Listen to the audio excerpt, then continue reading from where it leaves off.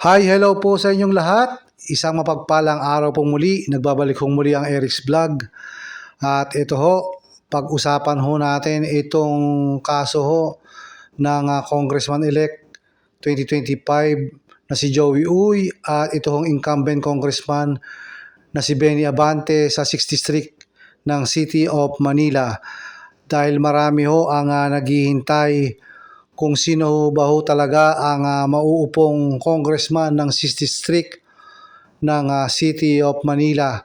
So yun ho ang tatalakayin natin dito ho sa aking vlog nito at aalamin ho natin kung ano na ho ang update dito ho sa kaso ho ng dalawang congressman ho na ito na naglaban sa 6th District ng City of Manila.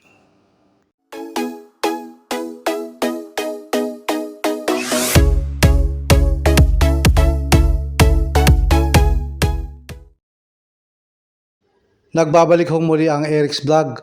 Katulad ho ng aking nasabi, marami hong mga batang Maynila ang naghihintay kung sino ho ba talaga ang uupong congressman sa darating ho na June 30, 2025 sa alas 12 ho ng tanghali ay mauupo ho ang isa sa kanila itong darating na June 30, 2025 dahil mag-uumpisa na ho manungkulan ang lahat ho ng mga nanalo ho sa nakaraang halalan. Base ho sa resulta ng nakuhang boto ho ng dalawang naglaban ho na ito na congressman sa 6th District ng City of Manila, ang nakakuha ho ng pinakamaraming boto talaga dyan sa eleksyon ho na yan ay ito ho si Congressman-elect Joey Uy na nakakuha ho siya ng 64,746 votes at ang pumangalawa ho dyan ay ito hong incumbent congressman ho ng 6th District of Manila na si Benny Abante at siya ho ay nakakuha ng botong 63,358. Kung atin hong kukunin ang kalamangan ho ng congressman-elect na si Joey Uy kumpara ho kay Benny Abante dun ho sa nakuhang boto ay lumalabas ho na nasa 1,388 votes ang kalamangan ho ni Joey Uy laban ho sa incumbent congressman na si Benny Abante. At dahil sa resulta na nakakuha ng maraming boto itong si Joey Uy ay siya ang prinoklamang panalo na congressman sa 6th District of Manila. Mga isang buwan na ho ang nakakaraan. So yan ho ang nangyari. Ang talagang prinoklama ho dyan na panalo ay si Joey Uy bilang congressman ng ika-6 na distrito ng Manila.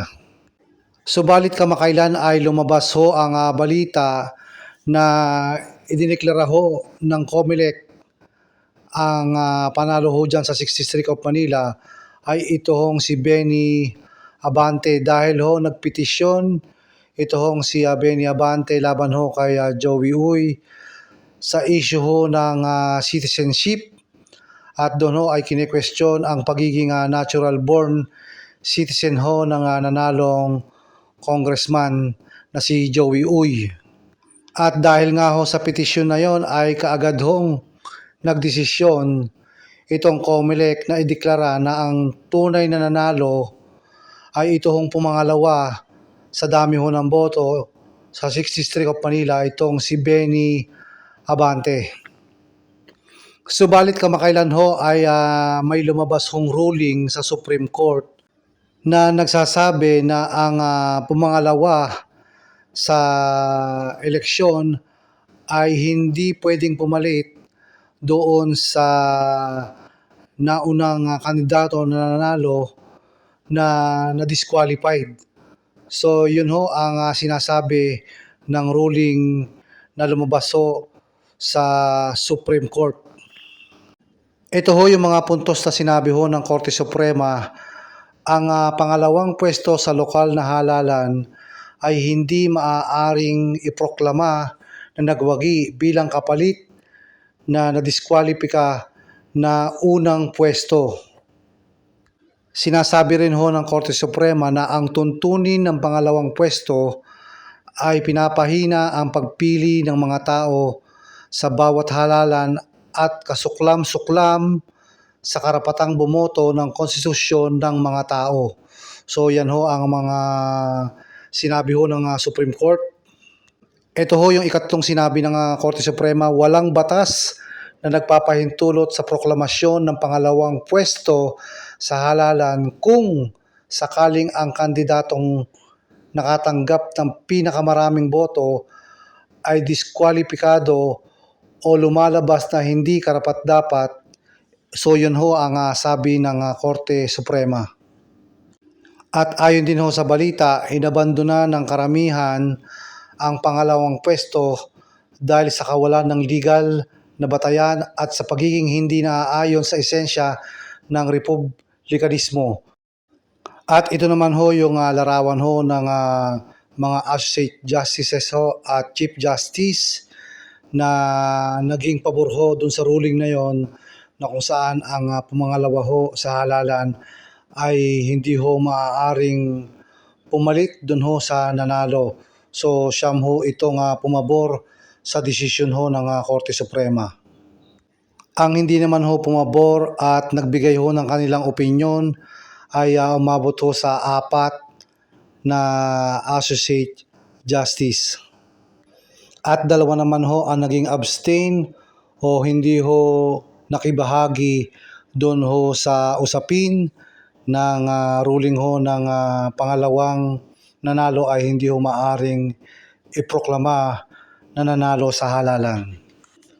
So 3 araw na lang ho para iproklama ang nanalong congressman ho sa 6th District of Manila at marami hong batang Maynila ang naghihintay sa magiging desisyon ho ng COMELEC tungkol nga ho dito sa kaso ho ni Congressman-elect Joey Uy at ang idineklara ho na panalo na pumangalawa sa dami ho ng boto na si incumbent Congressman Benny Abante. So marami ho ang naguguluhan dyan kung sino talaga ang uupo sa darating ho na June 30, 2025. So naghihintay ho ang mga taong bayan dyan sa Maynila doon ho sa ilalabas na desisyon ng COMELEC. So yun ho, abangan na lang ho natin at makibalita tayo kung ano ang final na desisyon ho ng COMELEC kung sino baga ho ang uupo ng congressman sa 6th District of Manila dahil ilang araw na lang ho ay kailangan nang magdeklara sila dahil darating na ho ang June 30, 2025 at yan ho ay magaganap sa araw ho ng Lunes next week. So hanggang dito na lang po muna ang ating vlog. Isang mapagpalang araw po sa inyong lahat and salamat po sa inyong panonood.